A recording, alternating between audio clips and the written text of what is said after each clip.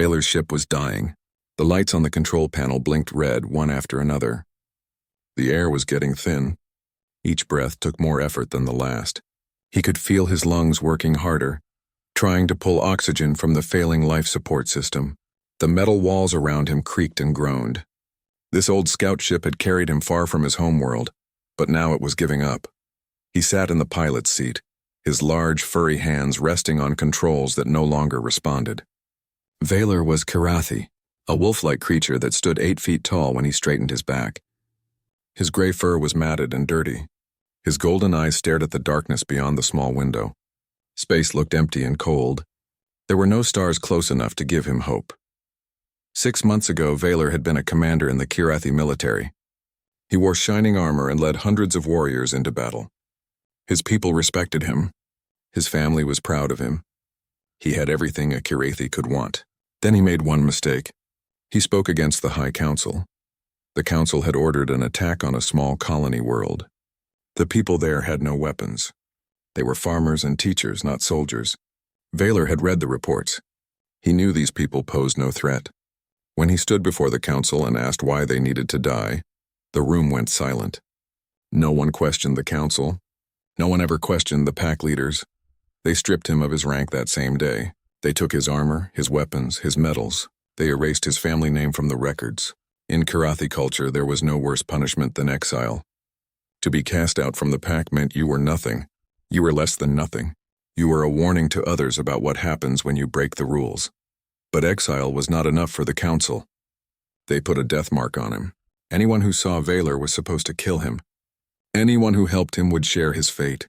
The message went out across all the star systems where the Karathi had influence. That covered most of the known galaxy. Vaylor had tried to find help. He sent distress signals to trading stations. He asked for supplies at border outposts. He even tried to land on neutral worlds. Every single time the answer was the same. No. The station masters would not risk Karathi anger. The traders would not sell him fuel. The colonies would not let him land. He was alone. Now his ship floated near the edge of human space. He had heard humans were new to the galaxy. They had only been traveling between stars for a few decades. Most species did not take them seriously. Humans were small and weak. They had no natural weapons, no thick skin, no enhanced strength. They seemed too fragile to survive in a dangerous universe. Vaylor looked at the communication panel. One last distress beacon, one last chance. He knew it was pointless. If the powerful species would not help him, why would the humans? They had even more reason to fear the Karathi.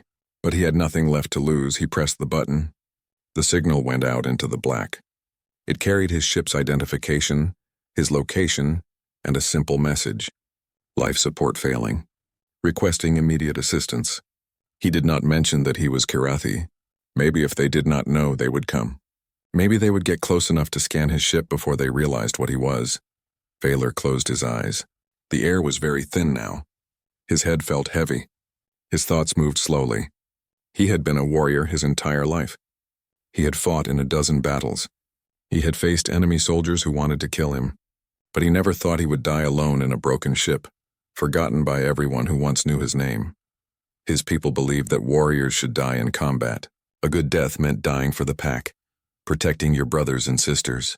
There was no honor in dying alone. There was no glory in suffocating in the dark. Vaylor had always imagined he would fall in battle, his name remembered, his deeds celebrated. Instead, he would become a ghost story, a warning about pride and disobedience. The minutes passed slowly. His breathing became shallow.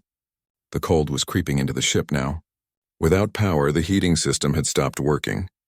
Vaylor's fur usually kept him warm, but even that was not enough against the cold of space. He pulled his torn jacket tighter around his chest. Then the communication panel made a sound. At first, Vaylor thought he was imagining it. His mind was foggy from lack of oxygen. But the sound came again. A beep, an incoming signal. Someone was responding to his distress call. Vaylor forced his eyes open. He reached for the panel with a shaking hand. His fingers found the right button. A voice came through the speakers. It spoke in Galactic Standard, the common language most species used for trade and diplomacy. But the accent was strange. The words were pronounced in a way Vaylor had never heard before. This is the cargo ship Morning Star. We received your distress signal. We are changing our course to reach you. Hold on. Help is coming. Vaylor stared at the communication panel. Someone was coming. After all the rejections, after all the closed doors, someone had answered. He checked the signal's origin. The ship was human. His heart sank. They did not know what he was. Once they scanned his ship and saw a Karathi life sign, they would turn around. They would leave him to die just like everyone else. He had to warn them. It was the right thing to do. These humans did not deserve to die because they tried to help him. Vaylor pressed the transmit button. I must tell you something. I am Karathi. There is a death mark on me. If you help me, the Karathi will hunt you. You should leave. Save yourselves. Silence followed. Vaylor waited. Of course they would leave now. No one was foolish enough to risk everything for a stranger. Especially not for an exiled Karathi warrior with a death sentence. He had given them the information. Now they would make the smart choice and fly away. But the voice came back. The human sounded calm, almost casual. We understand the risk. We are still coming. Where I come from, we do not leave people to die in space. Not if we can help it. Stay alive. We will be there in 2 hours. Vaylor could not believe what he was hearing. These humans knew he was Karathi. They knew about the death mark. They understood the danger, and they were still coming. It made no sense. It went against every rule of survival. The strong did not help the weak. The safe did not risk themselves for the condemned, but maybe humans had different rules. Maybe they saw the galaxy in a different way. Vaylor leaned back in his seat. He tried to take slow breaths. He needed to stay conscious. He needed to survive long enough for these strange, foolish, brave humans to reach him. For the first time in 6 months, Vaylor felt something other than despair. It was not hope, not exactly. Hope seemed too big a word, but it was something. A chance, a possibility. Someone out there, someone he had never met, was risking their life to save his. He closed his eyes again and focused on breathing. In and out. In and out. Just keep breathing. Help was coming. Against all odds, against all reason, help was coming. The humans were coming. The Morning Star looked nothing like a military vessel. Its hull was covered in dents and patches. The paint had faded years ago. This was a working ship, a cargo hauler that spent its days moving supplies between frontier colonies. But to Vaylor, watching it approach through his cracked window, it looked like the most beautiful thing he had ever seen. The human ship moved carefully. It matched the spin of Vaylor's tumbling vessel. Piece by piece, meter by meter, it came closer. Vaylor could hear the clang of metal on metal as the docking collar connected. His ship shuddered. Then there was a hiss as the airlock pressurized. Vaylor tried to stand, but his legs would not hold him. 6 months of poor nutrition and the thin air had left him weak. He fell against the wall, breathing hard. The airlock door opened. Fresh air rushed in. Vaylor gulped it down, feeling his head clear slightly. 3 humans came through the airlock. They wore simple work clothes, not military uniforms. The first was a woman with dark skin and short black hair. She carried a medical kit. Behind her came 2 men. One had brown skin and a kind face. The other was younger, maybe barely an adult, with features that suggested he came from Earth's eastern regions. The woman reached him first. She knelt beside him without any sign of fear. Vaylor towered over her even while sitting. His fangs were visible. His claws could tear through her thin skin easily, but she did not hesitate. She opened her medical kit and pulled out a breathing mask. This will help. Put it on. Vaylor took the mask with shaking hands. The oxygen tasted sweet and clean. His vision sharpened. His thoughts became clearer. The woman pulled out a scanner and ran it over his body. She frowned at the readings. You are malnourished and dehydrated. Your body temperature is too low. We need to get you to our medical bay. The older man stepped forward. He had gray at his temples and calm blue eyes. This is Linda Harper, our medic. I am Jake Morrison, captain of the Morning Star. That is Carlos Rodriguez and Peter Chen. Can you walk? Vaylor tried again. With Carlos and Peter supporting him on each side, he managed to stand. They moved slowly through the airlock into the Morning Star. The ship's interior was clean but worn. Everything looked used but well maintained. This was a crew that took care of their equipment. The medical bay was small but organized. Linda pointed to a bed that looked too short for him. Vaylor sat on the edge, his feet touching the floor. Linda worked quickly. She attached monitors to his chest. She gave him water and simple food. She checked his injuries, old wounds that had not healed properly. You have 3 cracked ribs. This cut on your arm is infected. When did you last eat a full meal? Vaylor had to think. Time had blurred together during his exile. Weeks ago. Maybe longer. Linda shook her head but said nothing. She cleaned his wounds and wrapped his ribs. She gave him medicine for the infection. Through it all, she treated him like any other patient. Not like a dangerous predator. Not like someone with a death sentence. Just like someone who needed help. Jake stood in the doorway watching. When Linda finished, he came closer. Mind if I ask you some questions? Vaylor nodded. He owed these people answers. He owed them much more than that. What did you do to get exiled? Jake asked. His tone was curious, not judgmental. I questioned an order. The High Council wanted to destroy a colony world. I asked why. That was enough. Jake crossed his arms. You saved those people by speaking up? No, they attacked anyway. I was removed before the battle. My words changed nothing, but you tried. That counts for something. Vaylor looked at the human captain.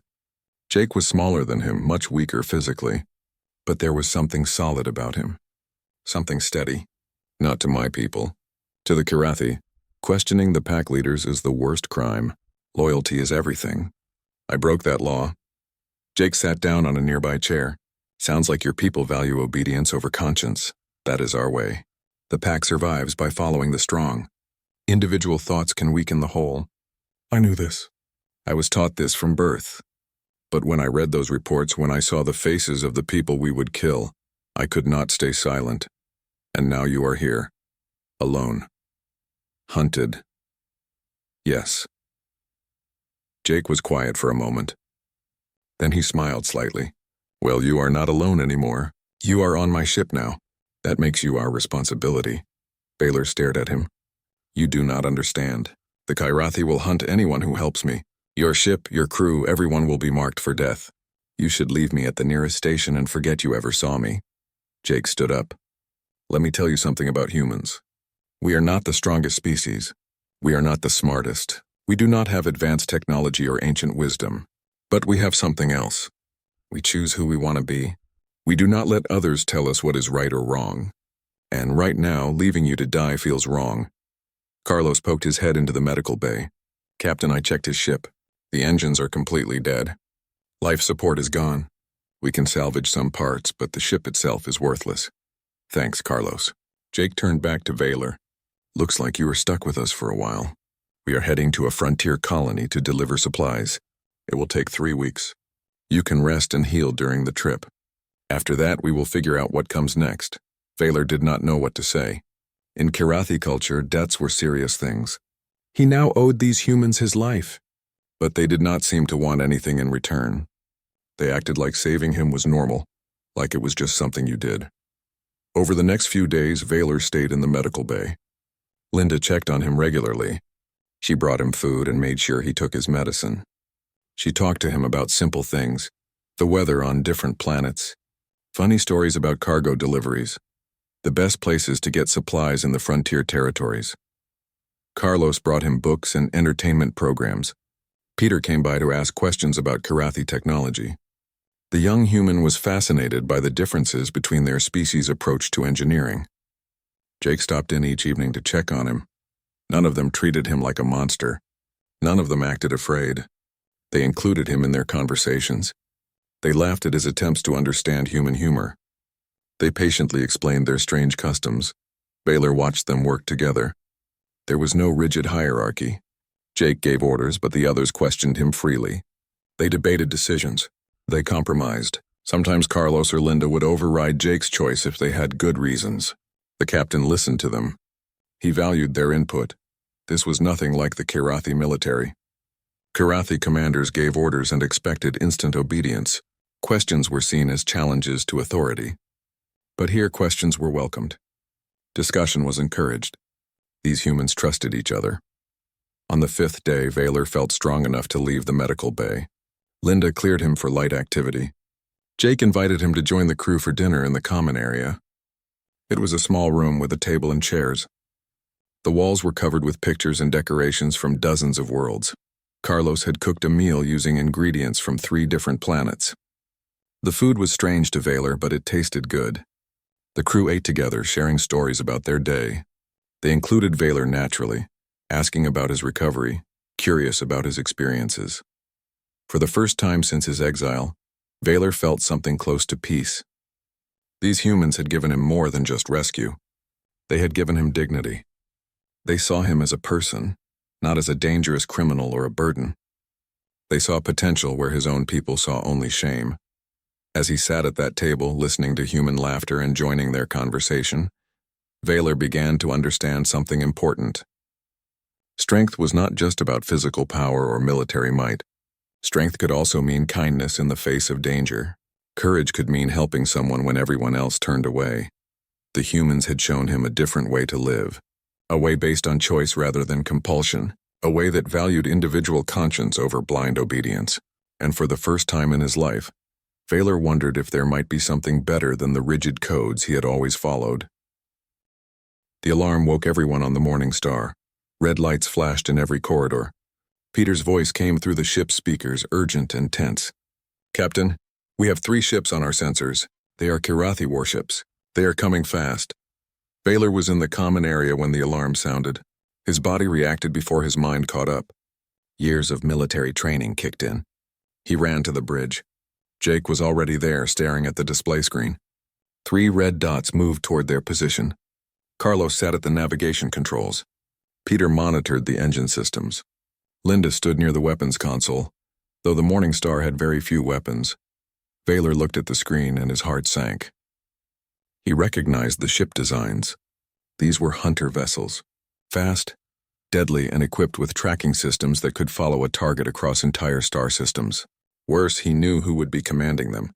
Only one Kilrathi warrior hated him enough to lead a hunt personally, Raskar. Vaylor said the name quietly. Once that warrior had served under him.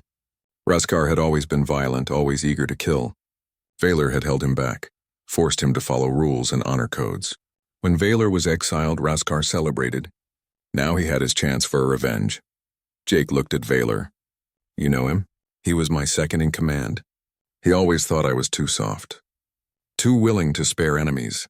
Now he hunts me to prove he was right." A message came through the communication system. The voice was rough, filled with hatred. "Vaylor the Exile, we have found you. Surrender now. Give yourself to us and the humans may live. Refuse and we will destroy all of you." Jake muted the channel. He turned to his crew. "Options?" Peter spoke first. "We cannot outrun them. Their ships are twice as fast as ours." Linda checked the weapons display. "We have 2 small cannons and a handful of missiles. They have enough firepower to turn us into dust in seconds." Carlos pointed at the star map. "There is an asteroid field near here. Big one, lots of rocks and radiation. Our sensors barely work in there. Theirs might have the same problem." Vaylor stepped forward. "I should surrender. This is my fault. You saved my life. I will not let you die for me. Give me a shuttle and I will go to them. You can escape while they focus on me." Jake shook his head firmly. "No. That is not how we do things. You are part of this crew now. We do not abandon our people, but they will kill you all." "Maybe." Jake looked at each member of his crew. Carlos, Linda, Peter. They all nodded in agreement. "Or maybe we get lucky." Carlos set course for that asteroid field. "Peter, I need every bit of speed you can give me. Linda, prepare the weapons. We might need them." The Morning Star changed direction and accelerated toward the asteroid field. The Kilrathi warships followed. They were getting closer. Vaylor could see them on the long-range sensors. Sleek and dangerous. Ships designed for one purpose, killing. They entered the asteroid field at full speed. Rocks the size of buildings floated everywhere. Some were larger than the Morning Star itself. Carlos piloted the ship with steady hands, weaving between obstacles. Behind them, the Kilrathi ships spread out, trying to surround their prey. The radiation from a nearby pulsar made the sensors flicker and jump. Peter had been right. The advanced Kilrathi systems were picking up too much data, seeing threats everywhere. The Morning Star's older equipment was simpler. It showed only the biggest objects. Vaylor watched the tactical display. His military training helped him see the pattern. Raskar was using a standard hunting formation. 2 ships on the flanks, 1 in the center. They expected the Morning Star to run. They expected fear and panic. "Jake," Vaylor said, "I know how Raskar thinks. He will push us toward that cluster of large asteroids. He wants to trap us there, Then he can take his time destroying us. Can we use that? Jake asked. Vaylor studied the display. Maybe. If we pretend to run toward the trap, he will commit his ships. Then we can reverse course and slip past them while they are repositioning. Jake grinned. I like it, Carlos, you heard him. Head toward that cluster. When I give the signal, spin us around and go back the way we came. Full speed. The Morning Star moved deeper into the asteroid field. The Karathi ships followed, closing the distance. Vaylor could feel the tension on the bridge. Everyone was focused. No one panicked. These humans trusted each other completely. One of the Karathi ships fired. A missile streaked past the Morning Star and exploded against an asteroid.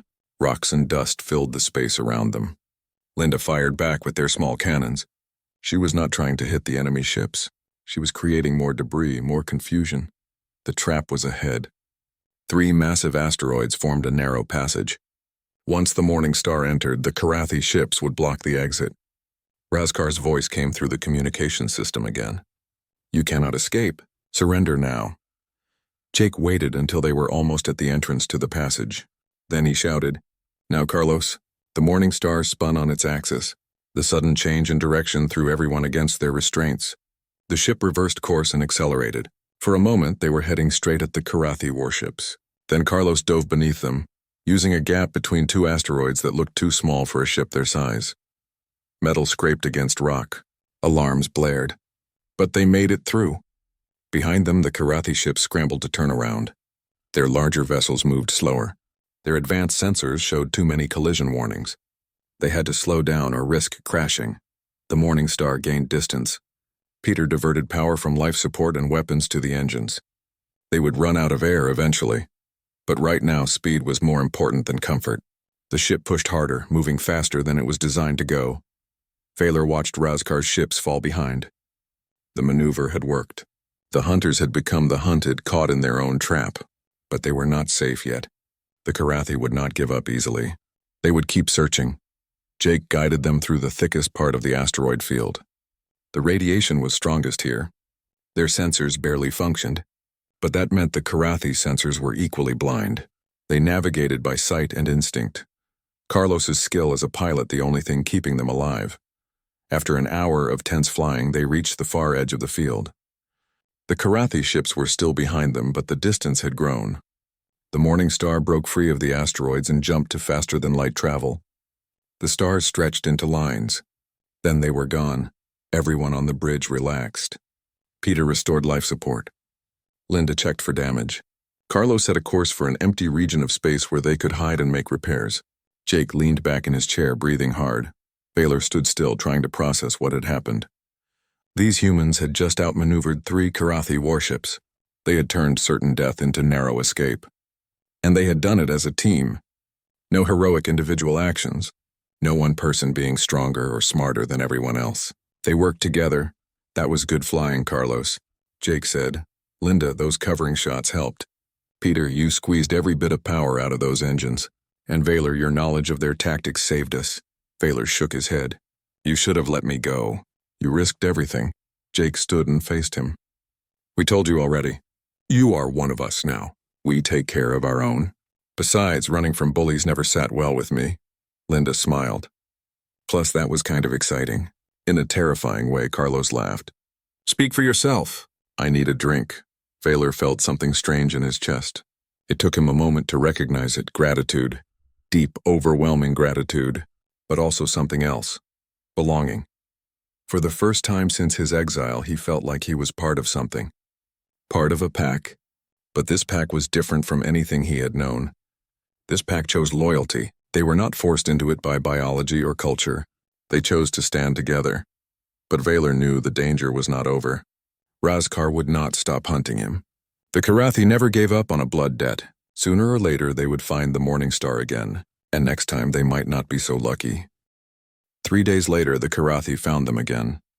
The Morning Star had stopped near a small moon to make repairs. Peter was outside in a spacesuit, welding a damaged section of the hull. Linda was organizing medical supplies. Carlos was cooking food.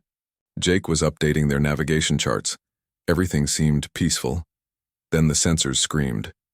2 Karathi warships dropped out of faster-than-light travel directly above them. A third appeared below, cutting off their escape route. Razkar had learned from the asteroid field. This time he gave them no room to run. Peter barely made it back inside before the Karathi opened fire. The first shot hit the moon's surface, sending rocks flying into space. The second shot grazed the Morning Star's engines. Alarms filled the ship. Jake tried to start the engines, but they would not respond. Peter ran to check the damage. His face was pale when he returned to the bridge. The main engine is offline. We can use maneuvering thrusters, but nothing more. We are stuck here. The communication system activated. Razkar's voice filled the bridge. This ends now, Exile. You have nowhere to run. Surrender yourself and I will let the humans live. You have my word as a Karathi warrior. Vaylor looked at Jake. He is lying. Karathi honor requires him to kill everyone who helped me. If I surrender, he will take me and then destroy your ship anyway. Jake nodded slowly. Figured as much. So what are our real options? Linda checked the weapons console. We have 3 missiles left and maybe 10 minutes of cannon fire. Against 3 warships, that will do nothing. Carlos studied the tactical display. Even if we fix the engines, they will shoot us down before we can escape. Vaylor had been thinking since the moment the Karathi appeared. There was one option, a dangerous option, but it might be the only way to save the humans. He stood up and walked toward the airlock. Jake realized what he was doing. Where are you going? I'm going to space myself. If Razkar sees me die, he might lose interest in you. It is a small chance, but better than nothing. Jake moved faster than Vaylor expected. The human captain put himself between Vaylor and the airlock door. His hand rested on his sidearm. I cannot let you do that. You cannot stop me. Vaylor said it gently. He could push Jake aside easily. The human was so much smaller. Maybe not, but I will try. And so will they. Linda, Carlos, and Peter had moved to stand with Jake.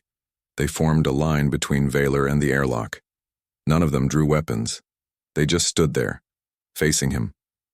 Why? Vaylor asked. Why would you die for me? You barely know me. I am nothing to you. Linda spoke first. Because you tried to save innocent people. Because you gave up everything to stand up for what was right. That means something, Carlos added. Because we have all done things we regret. We have all compromised our values to survive. But this time, we get to do something that actually matters. We get to stand up for someone who deserves it. Peter's voice was quiet, but firm. My grandmother always said that courage is not about being fearless. It is about doing what is right, even when you are afraid. I am terrified right now. But I know this is right. Jake met Vaylor's eyes. We made a choice when we answered your distress signal. We do not back down from our choices. You are part of this crew. That means something to us. Vaylor felt something break inside him. Not something bad. Something that had been holding him back. All his life he had believed strength meant following orders. Loyalty meant obedience. Honor came from rank and position. But these humans showed him something different. They chose their loyalty. They earned their honor through actions. Their strength came from standing together. There is one other option, Vaylor said slowly. Under Karathi law, an exile can challenge his accuser to single combat. If I win, my honor is restored. The death warrant is lifted. And if you lose, Jake asked? Then I die. But the ritual combat has rules. If Razkar accepts my challenge, he must let you go free regardless of the outcome. That is the law. Will he follow the law? Linda asked. Razkar is violent and cruel, but he believes in Karathi traditions. If I invoke the ancient laws, he will accept. His pride will not let him refuse. Jake looked at the others. They nodded. All right. Do it. Vaylor opened a communication channel directly to Razkar's ship. He spoke in the Karathi language, using formal words that had not changed in thousands of years. Razkar, former subordinate and now hunter, I invoke the right of challenge. Single combat to settle this blood debt. Do you accept or do you fear facing me alone? There was silence. Then Razkar laughed, a harsh, angry sound. You dare invoke the old laws, you who broke every tradition? Very well, exile. I accept. We fight on neutral ground. That moon below us, traditional weapons only. When I kill you, your dishonor ends. And the humans go free? Valor demanded. If they do not interfere, yes. They may leave after you die. You have my oath. The Kirathi ships pulled back. A shuttle launched from Razkar's vessel. Valor prepared to leave the Morning Star. Linda stopped him. Wait, let me check your injuries first. She examined his ribs and his arm. The wounds had healed, but not completely. Fighting would hurt. Linda gave him pain medicine and wrapped his ribs tighter. It is the best I can do. Be careful. Carlos handed him a bottle of water. Stay hydrated. Fights last longer than you think. Peter looked like he wanted to say something but could not find the words. Finally, he just nodded. Good luck. Jake walked Valor to the airlock. The human captain's expression was serious. You do not have to do this. We can fight together. All of us. This is the only way to save you. Valor placed a hand on Jake's shoulder. Thank you for showing me that there is more to strength than I ever knew. Whatever happens down there, I am grateful. Win, Jake said simply. Come back to us. Valor took a shuttle down to the moon's surface. The gravity was light. The ground was gray rock and dust. Razkar's shuttle landed nearby. The Kirathi warrior emerged wearing traditional combat armor. He carried a long blade and a short axe. Valor had similar weapons, borrowed from Razkar's ship under the rules of the challenge. Both Kirathi crews watched from their ships. The Morning Star's sensors tracked everything. The rules of combat were simple. Fight until one warrior yielded or died. No interference. No weapons beyond those agreed upon. Razkar smiled, showing his fangs. I have waited for this moment. You always held me back, always talked about mercy and honor. Now I show everyone that strength is all that matters. Valor raised his blade. Then come. Let us see who is stronger. They charged at each other. The battle began. Metal struck metal. Dust rose around them, and aboard the Morning Star, 4 humans watched and hoped their friend would survive. The fight was brutal. Razkar was younger than Valor. He moved faster. His strikes came hard and quick, but Valor had experience. He had fought in real battles, not just training exercises. He knew how to read an opponent. He knew how to wait for the right moment. Razkar swung his axe. Valor blocked with his blade and countered with a low strike. Razkar jumped back. They circled each other. The moon's low gravity made their movements strange. Each step sent them higher than normal. Each landing required careful balance. You are weak, Razkar said between attacks. Those humans made you soft. You should have let them die. Mercy is weakness. Valor parried another strike. I used to believe that. I used to think strength meant following orders without question. But I learned something from those humans. True strength means making your own choices. True honor means standing up for what is right. Razkar roared and attacked harder. His blade cut across Valor's shoulder. Blood stained the gray fur. Pain shot through Valor's body, but he kept fighting. He could not give up. The humans were counting on him. They believed in him. The battle continued. Minutes felt like hours. Both warriors were bleeding now. Both were tired. But neither would surrender. Kirathi did not surrender. They fought until one of them fell.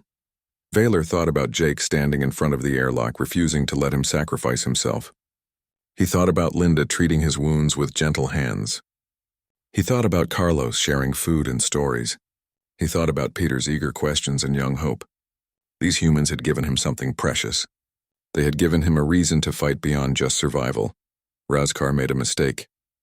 He overextended on a swing. For just a moment, his defense was open. Valor did not hesitate.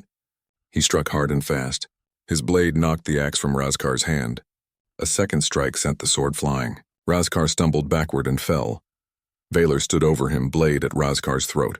The younger warrior looked up with hatred in his eyes. Do it, kill me. Prove you are still Kirathi. Valor held the blade steady. By Kirathi law, he should execute Razkar. That was how challenges ended. Victory meant death for the loser. But Valor thought about what Jake had said. We do not back down from our choices. The humans had chosen mercy over violence. They had chosen to help instead of harm. Could he do the same? Valor lowered his blade. He stepped back. I am not going to kill you, Razkar. I am not going to prove I am Kirathi. Because I do not want to be Karathi anymore. I found something better. I found people who value conscience over obedience, who choose kindness over cruelty. I found a new pack. One that accepts me not because I am strong, but because I try to do what is right. Razkar stared at him in shock. You are a fool. You throw away everything. No, I am finally free. Valor turned toward his shuttle. The challenge is complete. I won. By law, my honor is restored and the death warrant is lifted. But I renounce my claim to Karathi society. I do not want to return. I do not want their honor. I have found my place among the humans. He walked away, leaving Razkar sitting in the dust. The Karathi warrior could have attacked from behind, but he did not. Karathi honor bound him. The challenge was over. Valor had won through combat and shown mercy. Razkar had no choice but to accept it. Valor returned to the Morning Star. The airlock opened and he stepped inside. The crew was waiting. Linda immediately began treating his new wounds. Carlos handed him water. Peter looked relieved and happy. Jake smiled. You won. Yes, the death warrant is over. The Karathi cannot legally hunt me anymore. And Razkar? Jake asked. I let him live. Valor winced as Linda cleaned a deep cut. I think you humans are changing me. I chose mercy when I could have chosen vengeance. Linda smiled. That is not weakness. That is wisdom. The Karathi ships withdrew. They left the area without another word. Razkar would have to report the challenge result to the High Council. The exile had won his honor back through combat. The death warrant was fulfilled. Technically, Valor could return to Karathi space if he wanted, but he did not want to return. He had found something better here. Over the next few days, Peter repaired the engines. The Morning Star became spaceworthy again. They resumed their journey to the frontier colony. Valor helped where he could. He moved cargo boxes that were too heavy for the humans. He used his tactical knowledge to plan safer routes. He shared what he knew about alien cultures they might encounter. One evening, as they sat together in the common area eating dinner, Jake brought up an important question. What will you do now? You are free. You can go anywhere. Valor looked at each of them. If you will have me, I would like to stay. You saved my life. You showed me a better way to live. I have no desire to be alone again. Unless you want me to leave? Linda laughed. Are you kidding? Having someone who can reach the high storage compartments is incredibly useful. Carlos nodded. Plus, your knowledge of alien species has already helped us avoid trouble twice. Peter grinned. And you promised to teach me about Karathi engineering. I want to learn. Jake extended his hand across the table. You are part of this crew, Valor. Welcome to the Morning Star. Officially, Valor took Jake's hand carefully. His large furry hand engulfed the human's smaller one. But the gesture meant everything. This was not a handshake between commander and subordinate. This was an agreement between equals, between friends. Word of what happened spread through the frontier territories. The story of a Karathi exile who stood up to his people. The story of humans who helped him despite the danger. The story of mercy shown in combat. Different species told the story in different ways, but the core remained the same. Sometimes doing what is right matters more than following rules. Sometimes small acts of courage can change everything. Other outcasts and exiles began seeking out the Morning Star. Some wanted to join the crew. Others just wanted passage to places where they could start over. Jake and his crew helped when they could. They never turned away someone genuinely in need, but they were careful. They did not want to become targets for every government and empire in the galaxy. The Karathi High Council watched these developments with worry. Valor's survival challenged their authority. His alliance with humans showed an alternative to their rigid way of life. Some young Karathi, especially those serving far from the homeworld, began questioning the old traditions. The council could not kill these thoughts with weapons. Months passed. The Morning Star continued its work. They hauled cargo. They delivered supplies. They helped people. It was honest work. Simple work. But it mattered. Valor found peace in this routine. He had been a commander leading hundreds of warriors. Now he was a crew member on a small cargo ship. He had never been happier. One night, Valor sat alone in the common area. The ship was in faster-than-light travel. The others were sleeping. He looked at the pictures on the walls. Images from dozens of worlds. Memories of places the crew had been. He understood now why humans decorated their spaces this way. These images represented connections, experiences shared with others. A life lived with purpose. Jake came in, unable to sleep. He poured himself coffee and sat down across from Vaylor. What are you thinking about? How different my life is now. 6 months ago, I was dying alone in a broken ship. I thought no one would help. I thought I would die forgotten and dishonored, but we came. Yes, you came. Even though it made no sense. Even though it put you in danger. You helped a stranger because it was the right thing to do. Vaylor looked at Jake. My people always taught that the pack was everything. That unity and loyalty defined strength. But it took humans to show me what those words really mean. You choose your loyalty. You earn your pack through actions, not birth. That is true strength, Jake smiled. We are just doing what feels right. Nothing fancy. We see someone in trouble, we help if we can. Simple as that. It is not simple. It is the hardest thing in the galaxy. Choosing kindness when the universe pushes you toward cruelty. Maintaining hope when everything seems hopeless. Standing up for principles when it would be easier to look away. That takes real courage, maybe. Jake finished his coffee. Or maybe we are just stubborn. Either way, I am glad you are here, Vaylor. You make us better. You remind us why we do this.